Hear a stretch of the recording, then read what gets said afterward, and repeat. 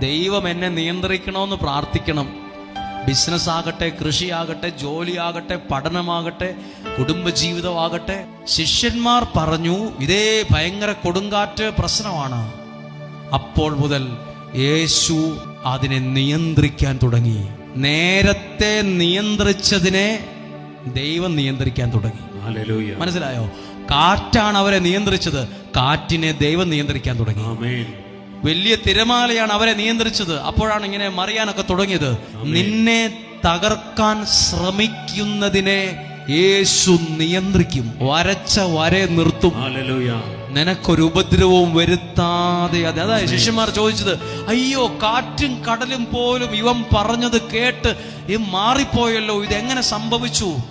നിനക്കെതിരെ നിൽക്കുന്നതിനെ full stop ഇട്ട് നിർത്താൻ, വരച്ച വരെ നിർത്താൻ. നമ്മൾ പറയില്ലേ, വരച്ച വരെ കൊണ്ടുവരാൻ, വരച്ച വരെ നിർത്താൻ, നിന്നെ തകർത്തു കളയുമെന്ന് പറഞ്ഞ് വെല്ലുവിളിച്ചതിനെ വരച്ച വരയിൽ കൊണ്ടുവന്ന് നിയന്ത്രിക്കാൻ നിനക്ക് പറ്റില്ലേലും ദൈവത്തിന് സാധ്യമാണ്.